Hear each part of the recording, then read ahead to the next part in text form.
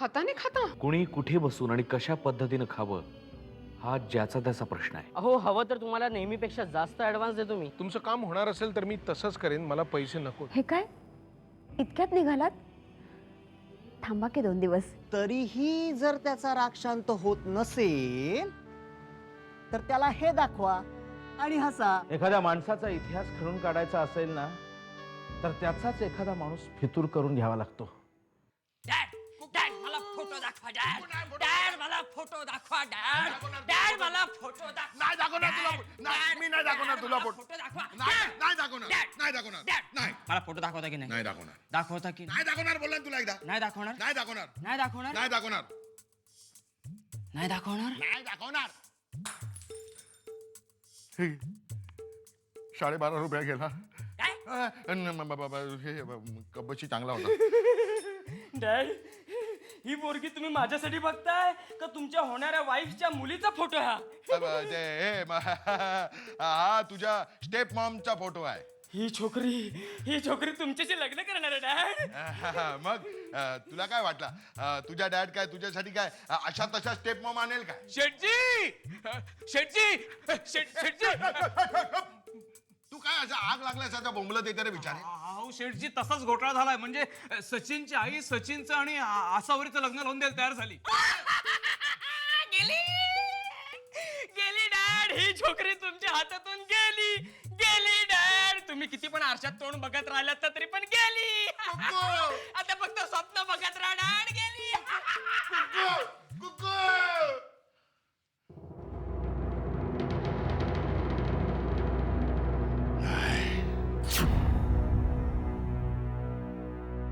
हे आशावरी अशा माझ्या हातातून जाणार नाही. ही जर माझी नाही झाली ना तर ती कोणाची पण होणार नाही. मी शपथ खाते 2 महिन्यामध्ये आशावरीला जर या घरामध्ये आणला नाही ना तर मी नावाच्या नंदू शेठ गुलाबचंद ठाकूरदास नाही. मी शपथ खाते.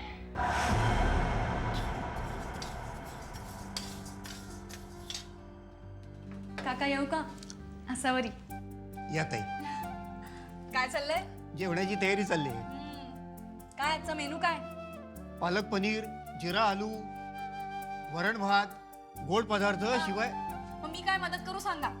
तुम्ही छे अहो तुम्ही आमच्या पाहुणे आहात. असू देऊ काका. मला ना स्वयंपाक करायला खूप आवडतं. तुमच्यात पाटवड्या करतात? नाही. बरं, मग आज मी पाटवड्या करते आणि आमटी करते. आमटी म्हणजे माझी स्पेशालिटी हा काका. अशी आमटी करेन की तुमचे मोठे साहेब आणि बाई साहेब भुरके मारत पितील. चल, पण काय पण नाही पिण नाही. मला पाटवड्यांसाठी बेसन द्या, खसखस द्या आणि खोबरं द्या. बरं, हे एवढं तरी हे करतो. सगळं मी करते.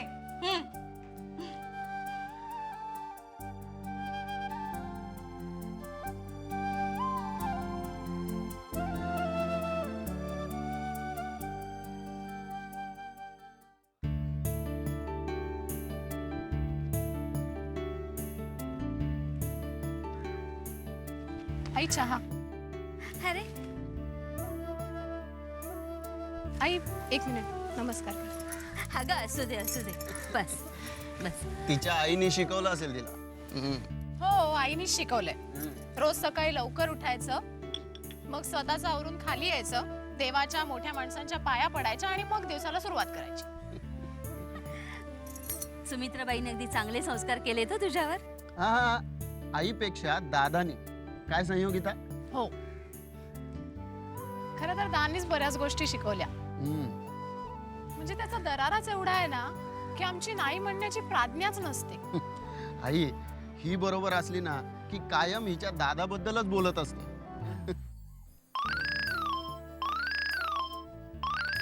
दा 100 वर्ष आयुष्य आहे. हॅलो, मी बोलतोय. कशी आहेस? मी मजेत आहे दा. नीट राहा तिकडे. इथल्यासारखा अल्लडपणा करू नकोस. तुझ्याबद्दल माझ्याकडे कुठलीही तक्रार येता कामा नये. हो दा. रात्री निघताय ना मुंबईला? हो.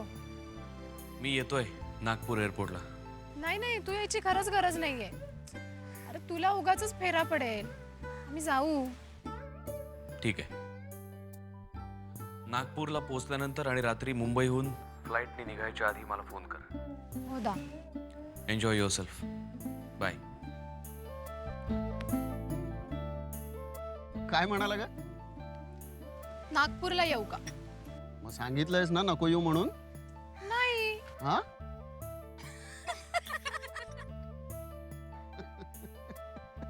हे चांगलं आहे. आधी ही एकटीच होती माझी फिरकीत आणायला, आता तुम्ही दोघी झाल्या. हा तुम्ही दोघी एक झाल्या ना तर माझं काय खरं नाही. बघ विचार कर. हा? आणि आमच्यात फूट पाडायचा प्रयत्न केलास ना तर तुलाच महागात पडेल. हो की नाही आई? अगदी बरोबर बोललीस योगिता. खरंच तुझ्या येण्यानं घर कसं अगदी भरल्यासारखं वाटतंय ग. हो पण तुझ्या आईला मात्र आता एकटेपणा जाणवणार. त्यांना सुद्धा तुझ्यासारखीच एखादी चांगली मुलगी सून म्हणून मिळायला हवी. हो पण आमच्या दानी मनावर घ्यायला पाहिजे ना. दाला एखादी चांगली मुलगी मिळाली ना तर त्याचं आयुष्यच बदलून जाईल.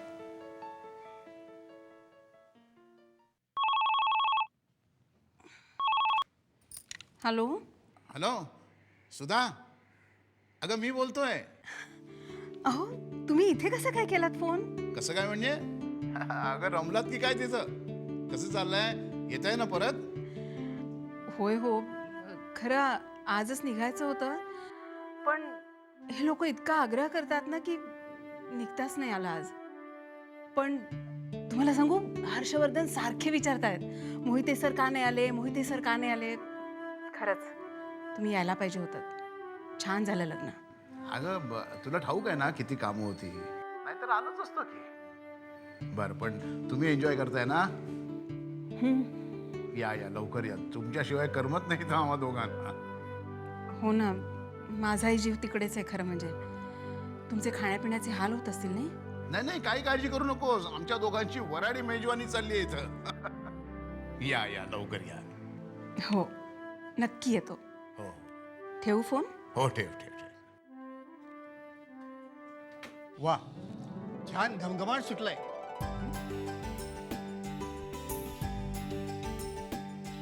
आमटी फार चांगली झालेली दिसते. बाकी काही म्हणा ताईसाहेब, हे आजचं जेवण चाखलं ना की साहेब एकदम खुश होतील तुमच्या स्वयंपाकावर. कारण एखादा चांगला पदार्थ खायला असला की स्वारी एकदम तब्येतीत असते. बघूयात आता. आपण ही पातेली डायनिंग टेबलवर नेऊन ठेवूयात. हो चला.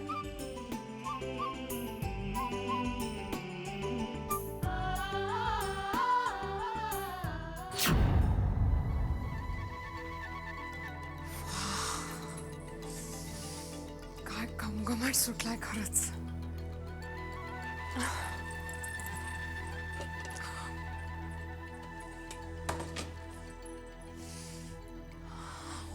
Awesome. I have to taste this.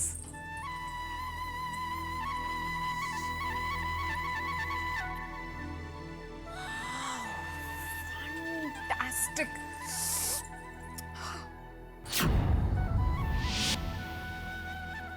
पण हर्ष हे जेवला तर तो आसावरीच्या प्रेमात पडेल आणि मी ते होऊ देणार नाही.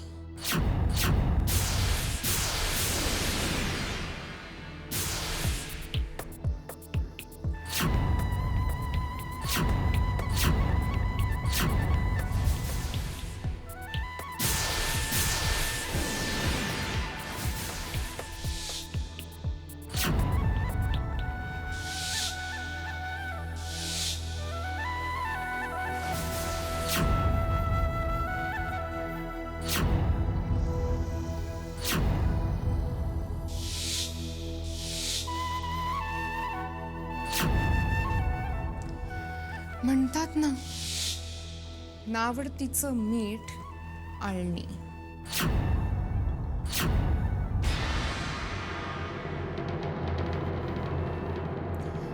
आता माझं जेवण बनवून झालं. चला जेवायला.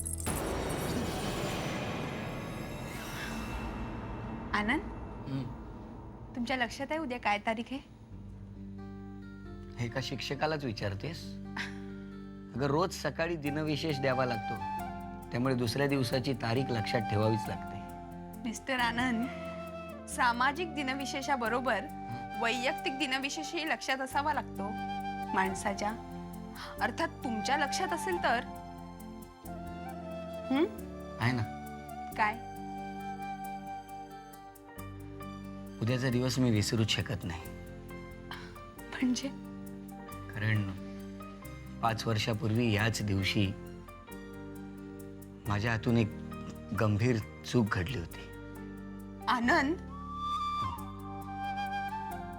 माझं लग्न झालं होतं तुझ्याशी.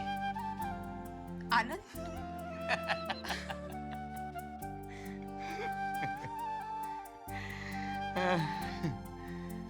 आनंद,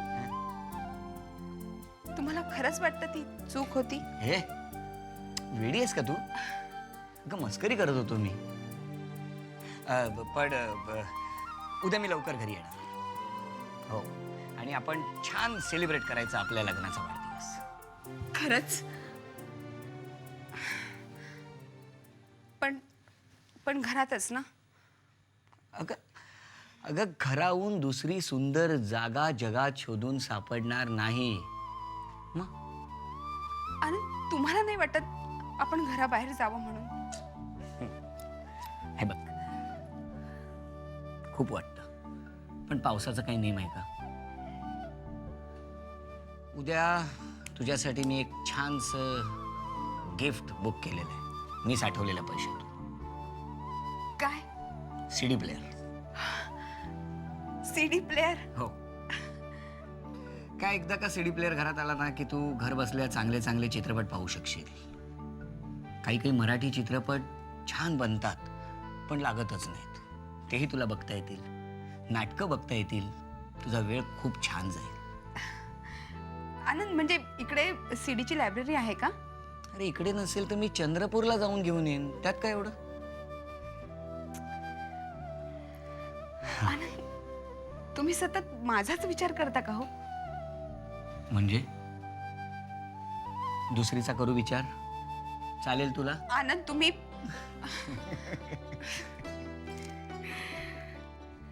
आनंद, मी तुम्हाला काय प्रेझेंट देऊ?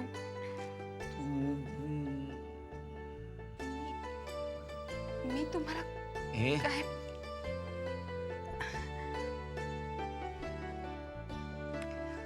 तू आहेस ना माझ्या बरोबर.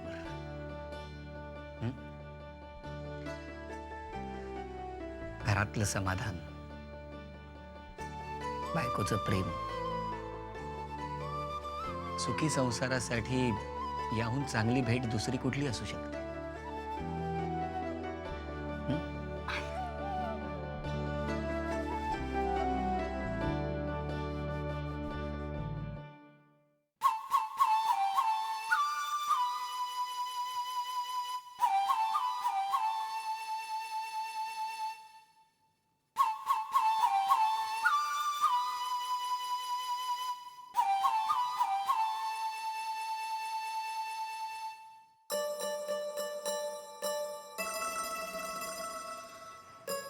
दादा, कधी येणार आहे लाईट्स? अरे पावसाळ्यात हा खेळ सारखा चालायचाच. लाईट नाहीत म्हणजे TV बंद, रेडिओ बंद, सगळीकडे नुसती शांतता. काय असतं धनंजय, एखादी गोष्ट असली ना की तिचं महत्त्व कळत नाही. कळत नाही की ती आपल्याला किती उपयोगी आहे. विशेषतः वीज. लाईट गेले तरी सवयीप्रमाणे आपला हात बटनांकडे जातो आणि मग लक्षात येतं की लाईटच नाही आहेत.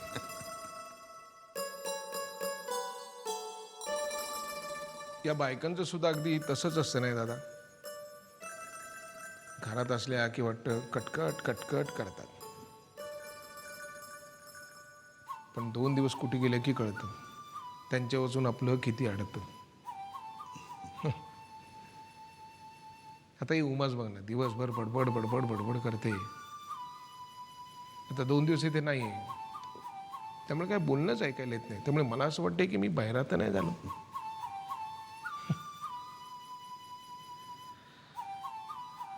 नील सुद्धा काय इथे राहीलसं वाटत नाही मला.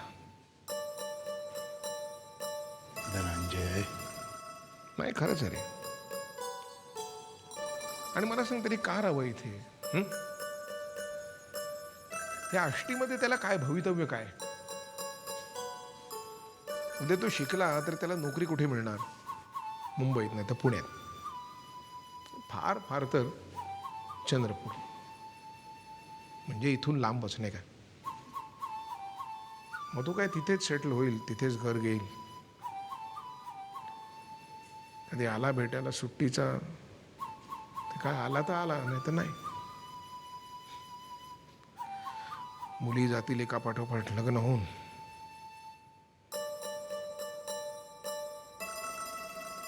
म्हणजे शेवटी आपण 4 जण उरणार. दादा मला तर कंटाळा येईल रिटायर झाल्यानंतर. धनंजय, अरे तुला रिटायर व्हायला अजून खूप अवकाश आहे. 10 वर्ष तरी असतील.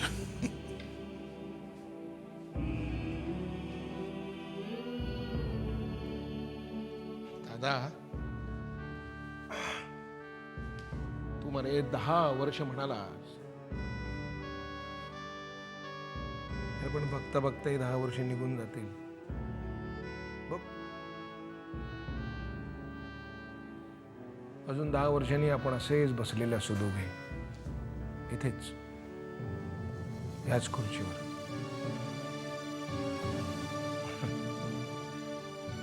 थोडा चष्म्याचा नंबर वाढला असेल, केसही पांढरे झाले असतील, बाकी सगळं तेच. मला बरेच वेळेला म्हणते उमा, आपण वेगळं घर बांधूया, प्रशस्त आधुनिक पद्धतीचं. मलाही वाटतं कधी कधी छान घर बांधावं.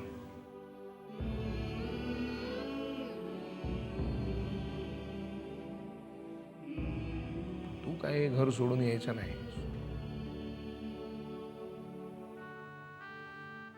आणि अजून काही वर्षांनी आम्ही दोघे एकटेच ना त्या घरात. आणि मग ही उमा मला काही सुखाने जगू द्यायची नाही. काय आता तिला वाटतं रे खूप सोपं आहे एकटं राहणं.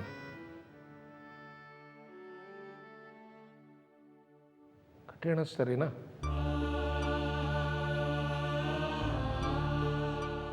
काय असतं धनंजय, तरुणपणात माणसात मस्ती असते, रग असते. आपल्याला कुणाची गरज नाही असं वाटतं.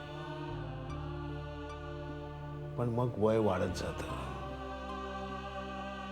शरीर थकतं, मन थकतं.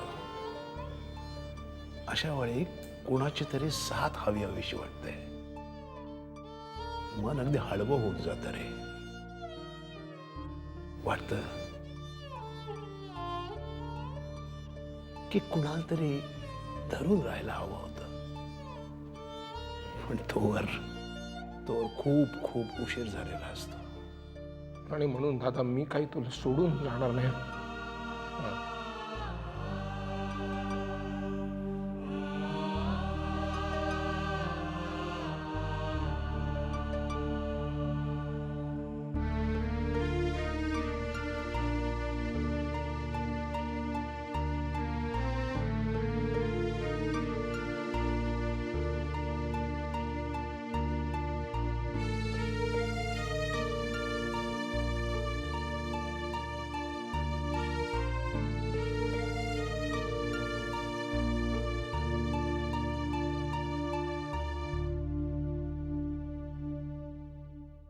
धनंजय, तू अरे